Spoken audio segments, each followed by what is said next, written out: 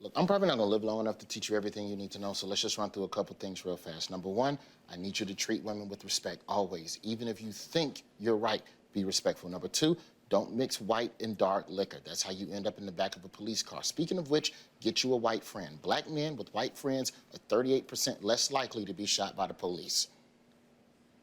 Are you listening? You just gonna stare at me. You just gonna stare. This what you gonna do?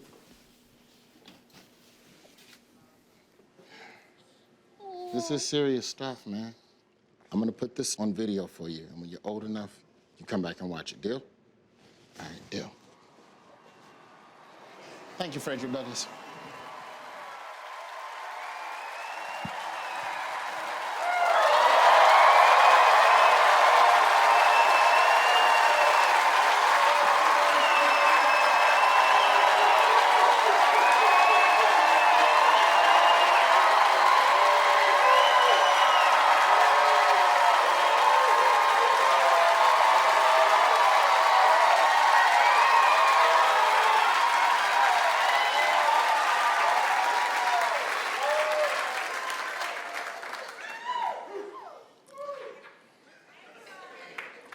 But if we get rid of the Confederate flag, how am I gonna know who the dangerous white people are? I'm just saying, the flag had a couple upsides, so let's just be real about it. I ain't saying keep it around, but I grew up in the South. I can't tell you how many times the Confederate flag came in handy. You stopping for gas at a strange place at 2 in the morning, you see that flag hanging from the window, you know this is not the place to get gas. And you keep it moving.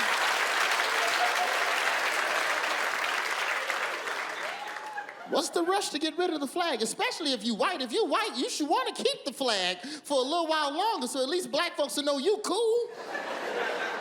Because if you're white and you're not an asshole, that's the one thing that helps us identify you. You get rid of that flag, we got to figure out a way to know who the cool white people. Cool white people, we just got to start giving y'all wristbands or hand stamps. Just something you can show in a dark alley. Let us know you down with the struggle. That'd be cool. Give me your money, white dude. Like, whoa, I'm so sorry. Come on through. Come on through. No, they got the wristbands. They good. Listen, put this wristband on. Just want to wear that. In case it go down, we'll have that wristband on. Atlanta, what's going on? How y'all doing, man? Y'all good? Oh, yeah. Thank you a lot, man. Love the South, man. I'm from Birmingham, man. It's good. Birmingham in here. Oh, yeah. Birmingham in here. I love the South, man. You know, South, we got some tension. We got our issues, you know. I talked to my uncle about it, you know, my uncle. First thing we need to do is get rid of the N-word. My uncle don't like the N-word. My Uncle Derek hate the N-word. My uncle trying to quit the N-word the way people try to quit cigarettes, a little bit at a time. It's a word, ain't no cravings. Either you say it or you don't. My uncle be calling me every week with updates. I only said it 4 times this week. Only said that 4 times. Now, Sunday's my cheat day because I watch football. I got to say it. I got to say it on Sunday. Grown man drop a first down, I got to call him the N-word. That's just what it is. And this is my thing with the N-word. Like at this point, black folks, like if we trying to get stuff done politically in this country, we inching. We inching. But at this point, I think it's time for us to schedule a meeting with gay people because gay people get way more shit done than us. They don't mess around. Gay people shut shit down. They want something to go away, it's gone. They don't fool around, man. Every week it's 5, 6 new words you can't call gay people. Black folks, we've been working on the N-word since 1804. We can't get one word out the American vocabulary. Gay people up to 37 words. We need to go to Panera and have a meeting with gay people and have a soup and salad and figure this out. That's how you figure out your issues, over soup and salad. You can't even say gay no more. That's how good gay people are. The only word left to address gay people by, you better not fumble that word in the sentence, that's your ass. You use gay in the wrong context at work and see if you don't have to go talk to Sylvia in HR. HR be on your ass immediately because you mumbled gay one time the wrong way. You was by yourself when you said the shit, you still got in trouble. It's not like you was walking through the cubicles telling gay jokes. You was in the break room. You was alone and your chips got stuck and you cussed. That don't mean you're a bad person. You was just hungry and you say anything when you're hungry. Every man in this room, we've all been through it. Them chips get stuck at the top of the machine and you try to jostle the machine a little bit. Them chips don't fall. Ain't nobody got change for $1 so you can buy 2 packs. So you gotta give me the chips, you gay ass machine. Sylvia line 2, Sylvia line 2. Security to the break room, security to the break room. That's it, and you gone, because you called some chips gay. But that's the power of the gay agenda. They figured out a way to influence the political process of this country to make sure that their issues are at least heard. Even if people don't get the bills passed, they at least listen to them. And that's what I'm trying to tell my uncle. You don't like the N-word, man. You want to get rid of the N-word, this is all you got to do. Start calling gay people niggas.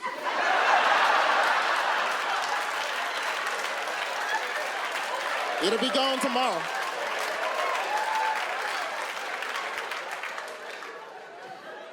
Listen, I don't like it either, all right? But that's the best idea I got right now, okay? At least that's what I'm gonna teach my son. I'm a father figure. I got to show him the right way.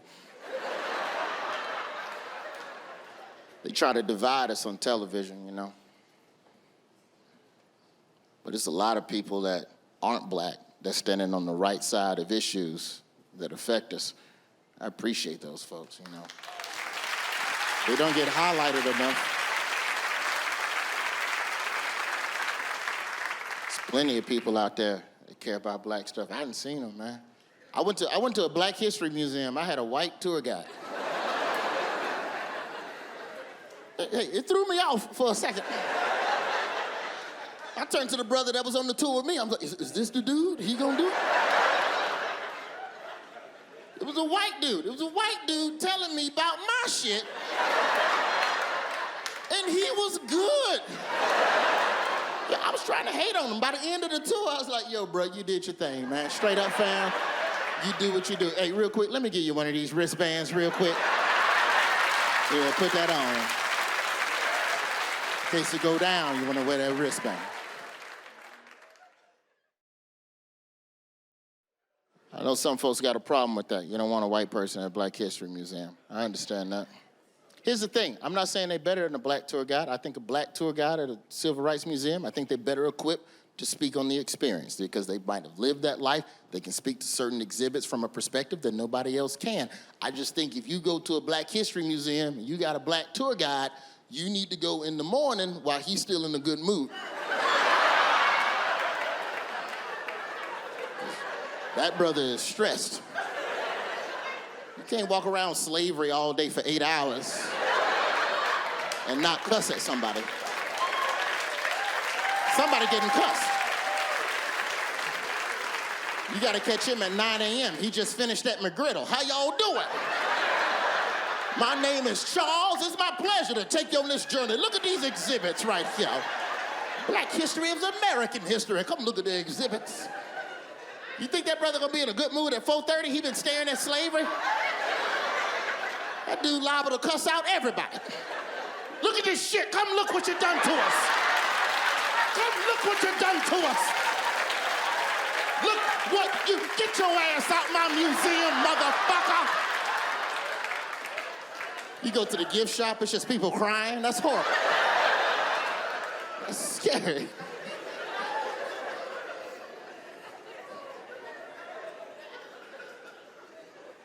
Something's wrong, man. Just don't be one of these people that's surprised that black folks got issues. Them the people I can't deal with.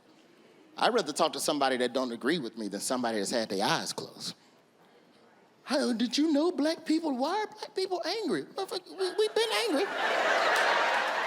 This ain't new. You think this just happened last couple of years? Black folks been trying to tell y'all forever that they had some issues, and we invented the blues. What more of a sign did you need? We literally invented an entire genre of music based on sadness. That's how sad the blues was created here. That is an American art form. That is not native African. You go listen to old African music. The shit is happy because we was free. Go back. Every old African song, freedom in Africa, freedom in Africa, freedom in Africa. As soon as we got off the slave ship, boom, boom, boom, boom, boom.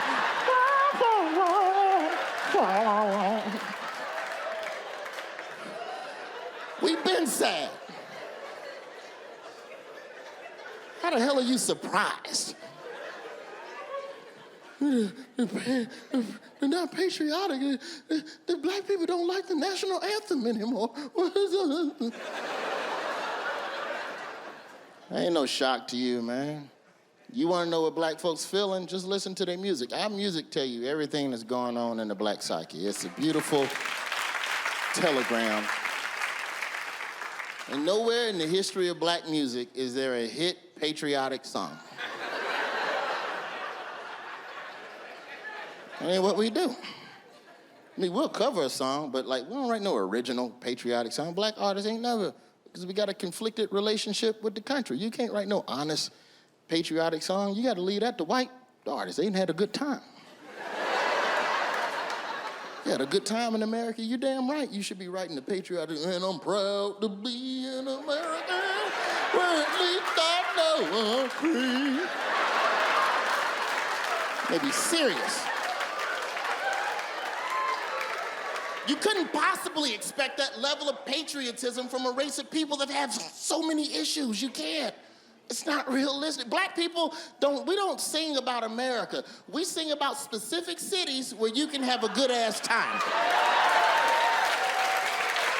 That's what we do. We don't talk about the country. We can tell you where to party at, though. We can do that.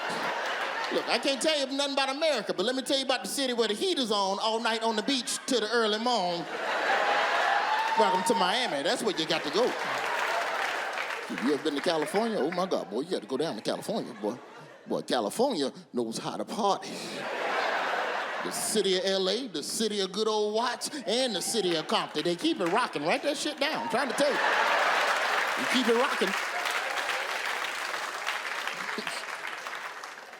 Black people don't do patriotism. Maybe Georgia on My Mind. That's the closest we probably come.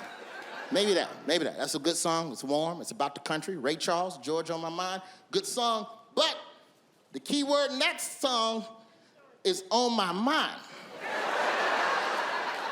Ray Charles was just thinking about Georgia. He didn't tell you to go there. Georgia's like every other part of the South. It's got some pockets you should not be in after dark. If you'd have asked Ray Charles to be more specific on where in Georgia to go, he'd have said, go to Atlanta where the players play and they ride on them things like every day.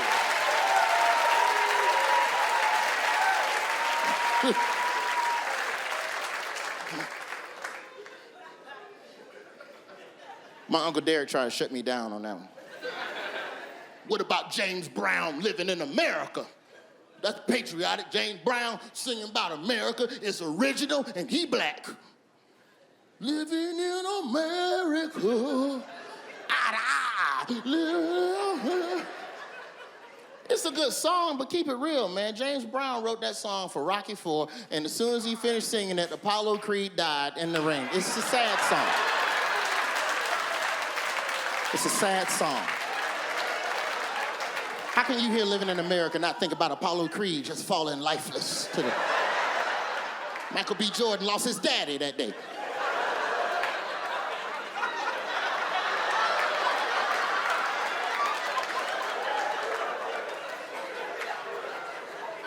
If anything, living in America is not patriotic. It's the opposite. It's a secret message to black people. James Brown is one of the most masterful musicians to ever walk this earth, dude. It's a brilliant song. That song ain't got nothing to do with America. That entire song, Living in America, is a secret message to black folks. All you gotta do, listen to the end of the song. Very end of Living in America, all James Brown do is just start naming cities. That's it, end of the song. Living in America, New Orleans, Detroit City, Dallas, Pittsburgh, Kansas City, Atlanta. He just naming safe places for black folks. That's it.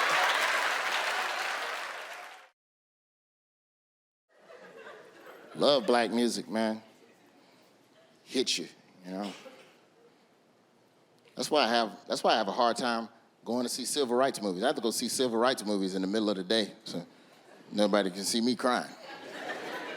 Because the movies be hitting you, man. Civil rights movies get me with that Negro humming. Oh my God, I break down. Because you know, every civil rights movie just got that scene where it's just some humming. Freedom. You tell me that don't break you down in the middle of a civil rights movie, just that humming? There don't even be nothing serious happening on screen. I'd be crying. It's just a dude putting butter on a waffle. Just, freedom.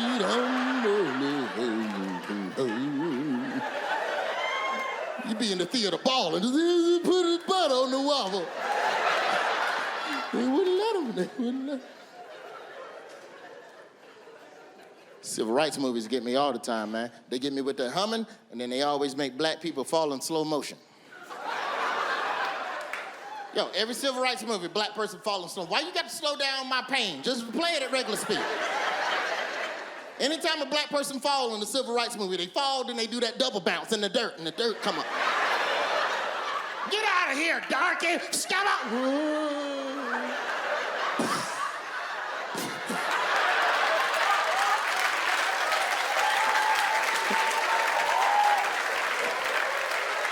Don't do that to me.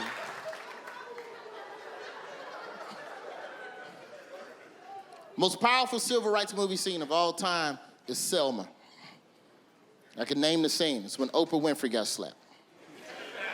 This dude slapped the fire. It was the second time. Not the first time she got slapped, the second time. This dude slapped Oprah Winfrey so hard, she fell in slow motion, and there was Negro humming. I left the theater. I couldn't even tell you how the movie ended. It was too powerful. My emotions. First of all, Oprah couldn't have known she was getting slapped. She didn't know. She didn't know she was getting slapped. That dude, that was Ava DuVernay. That was the director. She made that choice. It's a good-ass director. Ava DuVernay went up to that actor between scenes. Okay, we love what you're doing, okay? We're getting a lot of good stuff from you. We're just gonna change it up this scene. Okay, this time, Oprah's gonna come over. Okay, she's gonna do her lines, and Oprah, she finishes her lines, you slap the shit out. Slap Oprah.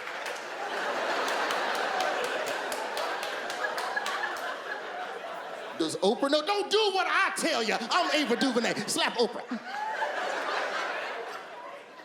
Oprah came over, that dude, man. You can see it in her face. She didn't know that slap was coming. We ain't leaving till we get our rights. Stop out! Freedom.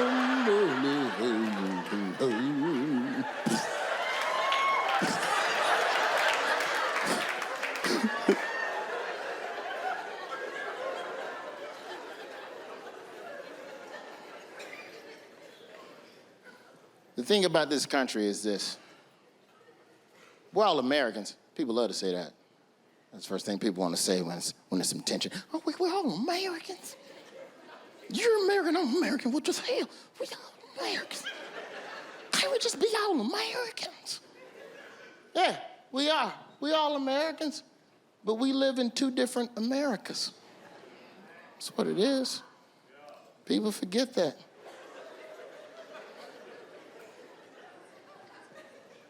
And I don't think everybody that doesn't understand what we go through is necessarily racist or bigoted. It's a far jump. There's a lot of folks that just straight up don't know what it's like. You got to educate them. You got to educate them on the kind of America you live in. I'd go to Best Buy and give a dude some straightening.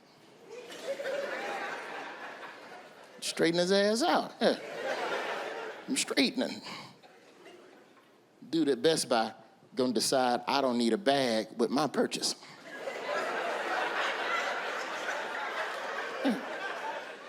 You just have an iPhone case. I figure you could just pop that open. No, I ain't popping shit. You put it in the bag.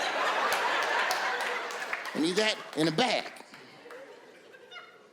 What do you need a bag for? I understand why you need a bag. It's wasteful, recycle. Don't you care about the earth? I go, sir, this has nothing to do with the earth. I'm a black man in America. I gotta leave this store with a bag, bruh. It's about safety. I'm black. I don't get the luxury of just walking out with shit in my hand. That is a roll of the dice. That is a horrifying day. If I would know, not only do I need that bag, bitch, I need that receipt and staple it to the outside. I don't want a receipt in my hand. You staple my receipt to the outside like Chinese carryout, and I hold it up in the air. I Lion King, I Hakuna Matata, an iPhone case out of Best Buy. And it's not his fault. He just didn't understand. He thought he was saving the earth, but he was saving a life. That's what he was doing.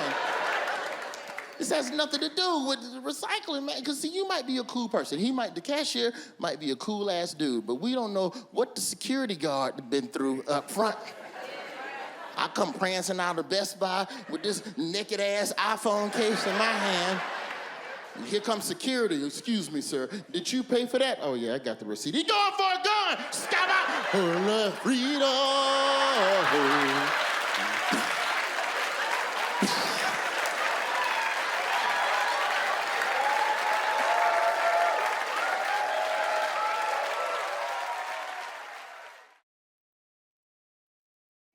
Everything ain't racism. About 2%. It's about 2%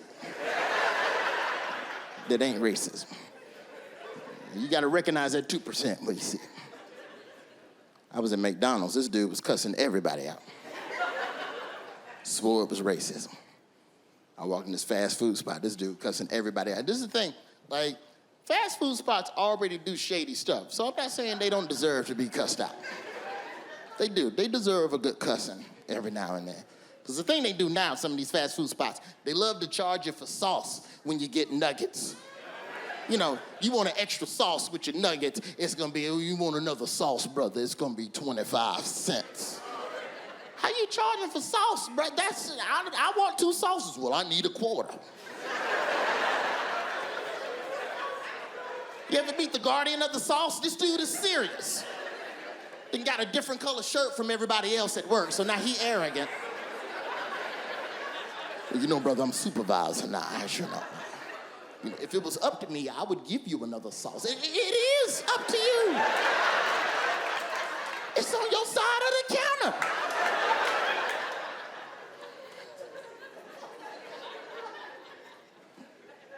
I just want 2 sauces without paying for them. That's all I want.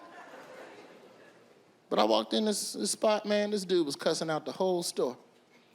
Swore it was racism. And I'm not saying that racism wasn't one of the causes for him getting bad service. I'm just saying he jumped to that conclusion a little fast. He didn't go through the progressions. He ordered a 6-piece nugget. It was 5 nuggets in the box.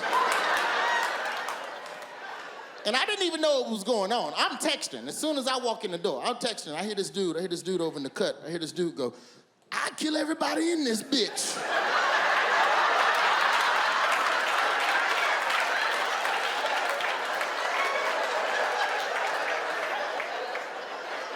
You know, that gave me pause. Because he said he'll kill everybody in this bitch. And I already had a foot in the door. Am I technically in this bitch, sir? Because I can pull this foot out and go to Arby's. It ain't that deep.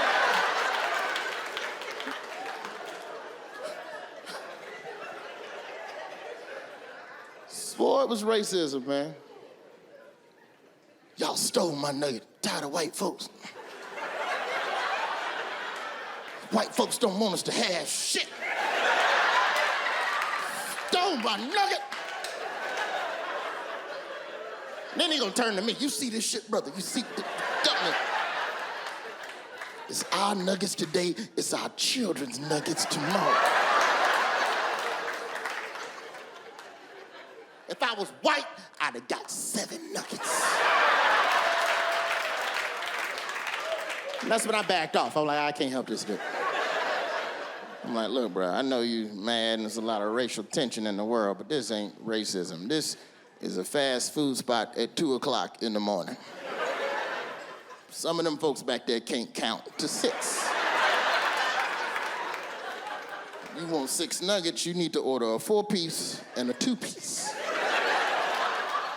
That's how you trick their ass and get 2 sauces for free.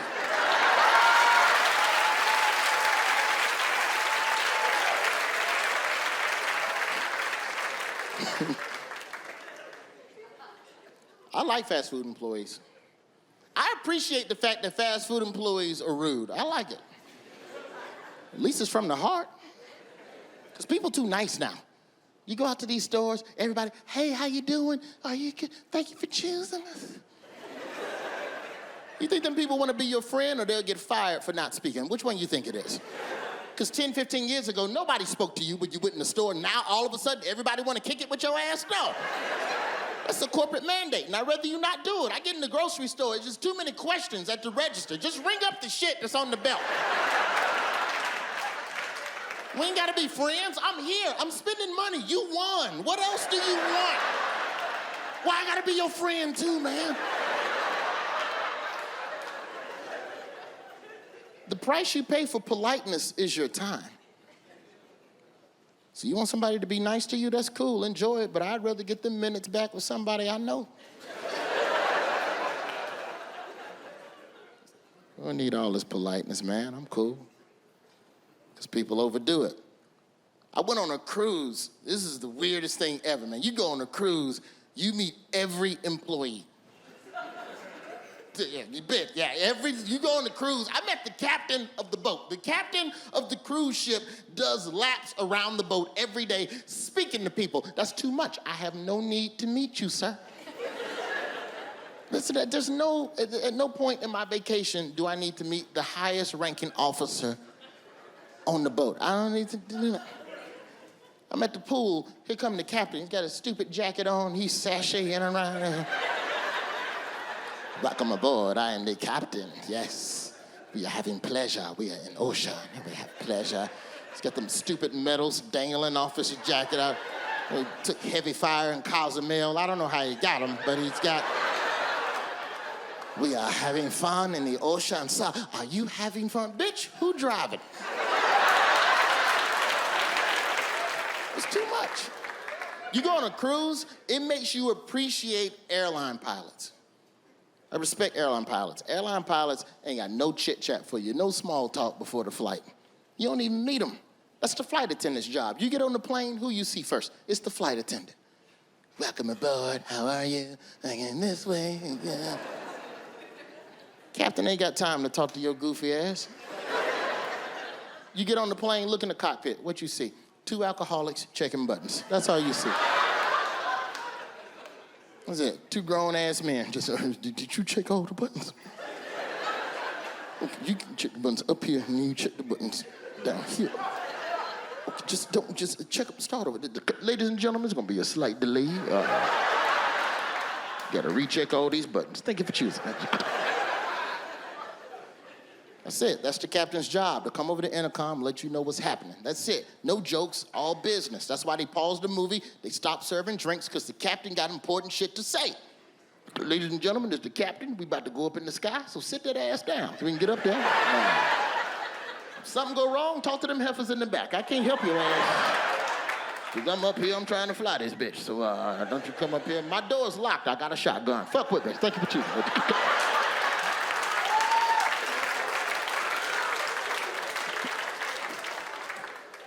The captain is all business, and I respect it. He's all business until the plane lands. That's when he knows it's time to get some respect from y'all.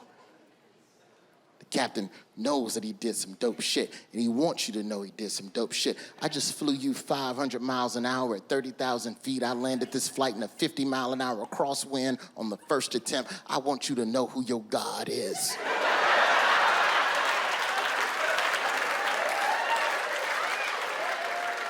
Yeah. The captain won his respect. That's why when you get off the plane, the captain be standing in the door like a boss, like, what's up? Co-pilot be next to him, but...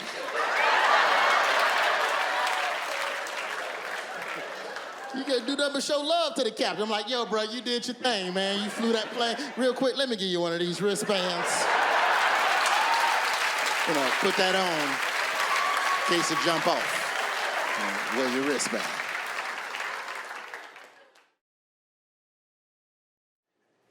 Trying to lose weight. It's hard, man. Losing weight, they tell you everything you need to know about losing weight except for how much it's gonna cost. But it's hard when it's time to lose weight. I'm drinking all these damn smoothies. They're expensive, $5, $6 damn dollars for fruit and ice in a cup. How? How, Sway? How?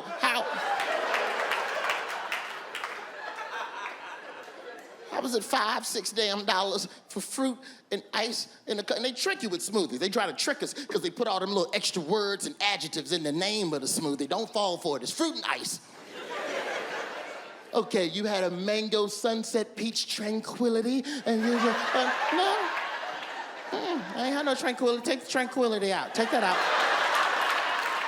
Hold the tranquility. That should knock it down to $3.50. That should get it down. Smoothies so expensive, I'm surprised rappers don't talk about them in their songs. Give a damn about a rapper with a damn nice car and some jewelry. You want to impress me? Pour some kale out in the club. Do that. That's how I know your ass got some money. We drinking kale up in here. We got that kale up in here. We drinking kale up in here. We got that kale. There'd be some girl in a bikini with soy milk just drizzling down.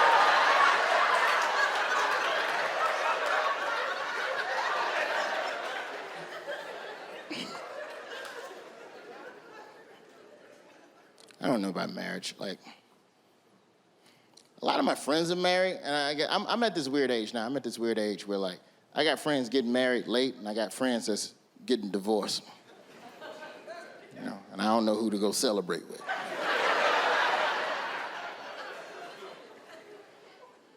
This is my thing about divorce. What I love about divorce, I love how people won't shut the hell up about their wedding, but they divorce is none of your business. That's not cool. You running your mouth all this time about your engagement, y'all break up, what happened? I want to know. Tell me what happened. Especially if I went to the wedding. If I went to your wedding and you divorced, I'm entitled to a one-page explanation. As much money as I spent. Either you tell me why y'all getting divorced or you give me back the toaster I bought your ass. It's a good-ass toaster. That's 4 slices with the crumb tray. That's top shelf. What a bagel button. You don't know about that bagel button. That's for ballers. My Uncle Derek told me to watch Titanic. You want to learn how to woo a woman, you got to watch Titanics. Country folk, you know, Titanics? You don't know how to woo a woman, boy. I'm telling you, Titanics show you. That boy Leo DiCaprio, boy, that boy got that girl. Boy, that girl was out of his league. He pulled her. And then he died. He died happy. He was smiling when he was drowning. He'd float down and smile. I went back and watched Titanic. Titanic is not that romantic of a movie. It's a good film, but it ain't romantic. Titanic is basically a movie about an old lady who got some dick so good that she went back out into the ocean to say goodbye to it. That's pretty much the movie. Go back and watch Titanic. The whole thing is a flashback. It's a 90-year-old lady, and she's on the bow of a ship. The whole movie's a flashback. It's a 90-year-old lady. She's looking out into the water, and then it flashes back to everything that happened on the ship. He drowns, she lives. They come back present day, and she's looking out into the water, and then people are coming up and talking to her. Ma'am, are you thinking about all your friends you lost out there? Oh, no, baby. I'm thinking about that good dick that was out there. some good dick under that water. That's what I'm thinking about. Right here, 70 years ago, this is where I got my back beat out. Did you know that? That's right here. Young gentleman, poverty-stricken, put that pipe on me. I couldn't handle it. It was steaming up, and I was pressing my hand on that car window. That's why I walk like this. Give me the jewelry. She threw that jewelry into the water.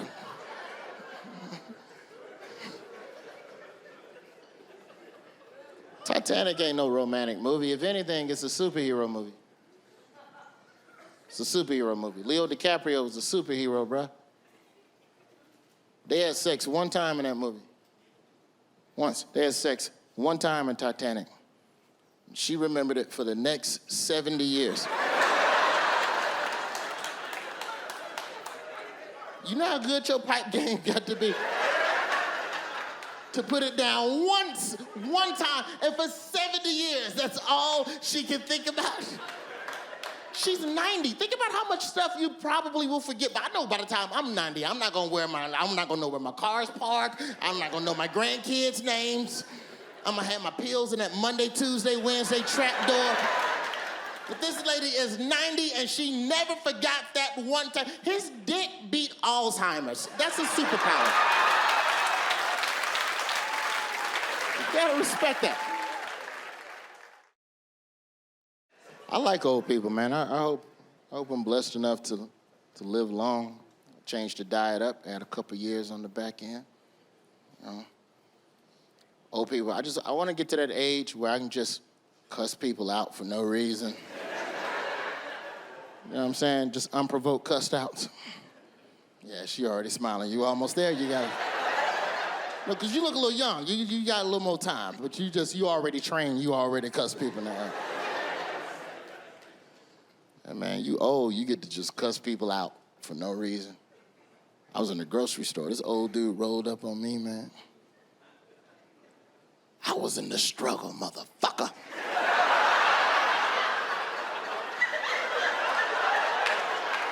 And you weren't there. I wasn't bothering this dude. I'm in produce. I'm picking out my Fuji apples. I'm not bothering nobody. Fuji apples. He rolled up his sleeve. He showed me the scar. This dude's old, 80, 85 years old. Look at that scar. Ask me how I got the scar. How'd you get the scar? I got it in the struggle, motherfucker. You don't know what it was like in 62? I'm like, what was it like? It was a struggle. Yes, son of a bitch. And this is the thing, man. This is the thing with old black people, man. Old black people, like, you can't disrespect them because they have physical proof that they were willing to die to make the country a better place for me. So I have to salute it. I paid for his groceries. This dude called me motherfucker for 20 minutes. And I paid for his groceries. Just off respect. And it got me thinking on the way home, you know, what have I done?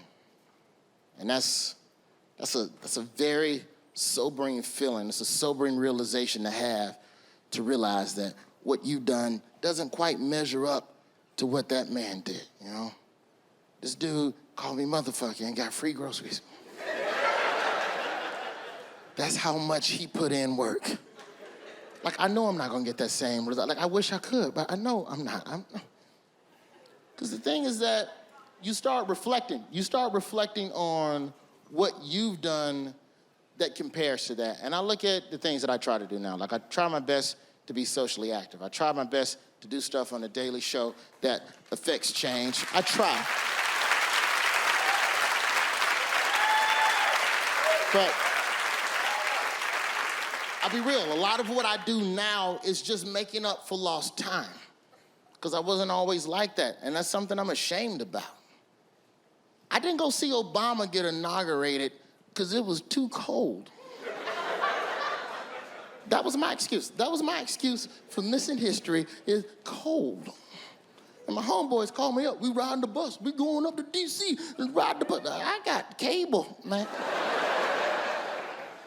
I didn't go the second time. I had 4 years to buy a coat and still didn't go see him. I skipped history twice. That's embarrassing. Because sooner or later, My son's gonna be doing the book report on that. And he's gonna flip to that Obama inauguration page, and you're gonna see those thousands of black people out in the National Mall just standing there, and he's gonna come to me, and I gotta be accountable for my absence. Daddy, were you there?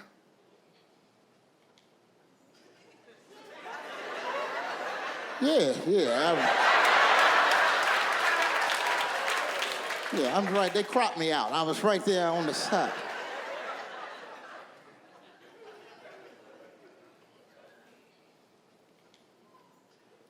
I just hope that, what I try to do now is enough, That's all you can do is what you can do.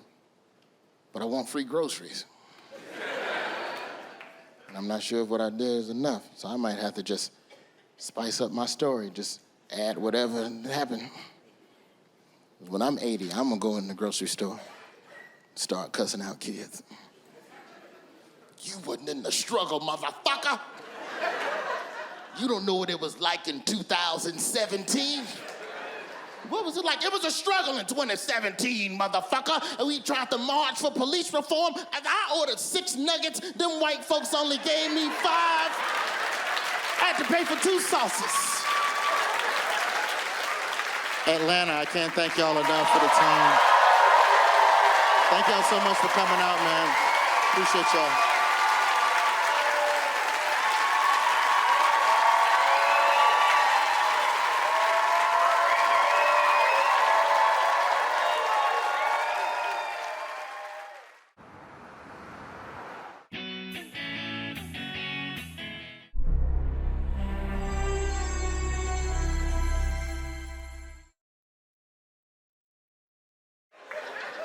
Some shit go down in America, them white artists go straight to the studio, pen and pad. I'm gonna write a new one. I got a pet eagle, his name is Chuck. I feed him bacon and freedom, and I fucking love Chuck.